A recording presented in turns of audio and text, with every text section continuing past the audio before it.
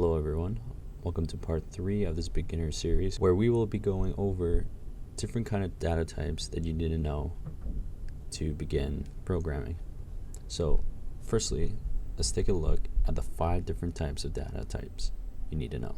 So the 5 main data types that you need to know are string values, numbers, booleans, tables, and nil. These are the 5 main fundamental data types that you will be working with as a beginner. To start off, let's talk about strings.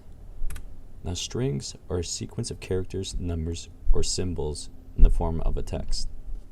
So they can be anything on your keyboard pretty much, but it needs to be in between the 2 quotation marks. So if we refer back to Roblox Studio, we can see here right away that our print hello world is in between these 2 quotation marks, and this represents a string of text.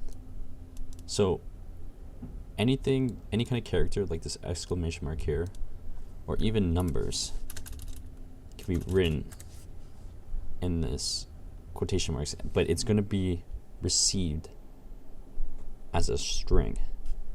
So even though we wrote number 2 here, it's going to come out with the data type as a string. Now, if we print, for example, if we print 2, we can see 2 comes out in our output. But when we talk about numbers, it's going to give us the same result, but they're 2 different data types just because we put it in the quotation marks. Some things that are string related are like names of certain instances, like for example, the script. The name here is a string value. So the next data type you need to know are numbers. And basically, numbers are just numbers. There's a more of an advanced meaning to it, according to Roblox, which represents a double precision floating point number. But that definition is way beyond our scope of trying to understand what it is. Basically, a number is any number you can think of. There is a certain restriction and a range where these numbers can exist, like up to, I think it's like 15 decimal places, but you're normally not going to be working with situations that encounter that as a beginner.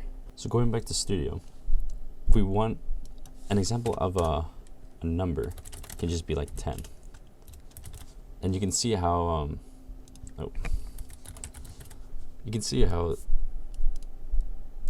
different data types can be in different colors depending on how your settings are set up, but most basic settings or default settings, they're in different colors. Like mine, for example, is in yellow, and this represents a number. So even though we can go print 10, we'll get 10 in our output. It's going to be perceived as a string value. But if we just go print 10, it's going to give us the same result, but it's going to come out as a number data type.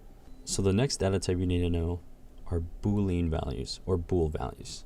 And these are simply just values that are true or false. It's pretty easy.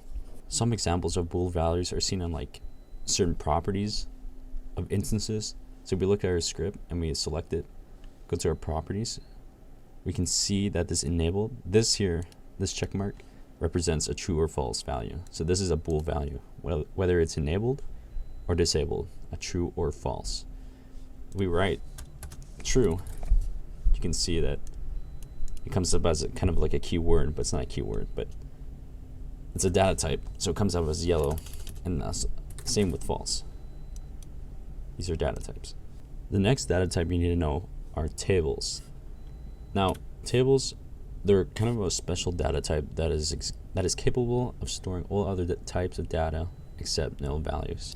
So within a table, you can store numbers, string values, bool values, or even other tables. So just to quickly get rid of all this, a table is constructed by simply stating these like squiggly brackets, and this represents a table. And in these tables, we can print or we can store any kind of other data type except for nil.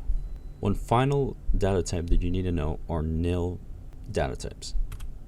Now, nil refers to something that is non-existent. It does not exist within the universe. It represents nothing. And frankly, the only other value that this is the only other value other than false that doesn't evaluate to true. And that might be kind of hard to understand right now, but you'll soon learn what that means. But nil represents nothing. If we were to refer to this example for a minute, if I write let's go with my variable just to get a better understanding. We write this and we set this equal to nil. It means this is set to nothing, even though like this just represents nothing. So simply nil is just a placeholder for nothing. It represents nothing. So this is going to wrap it up for part 3. I just wanted to create this video just to show you guys different data types that we'll be working with, so you're not confused and have some level of understanding with what each data type does.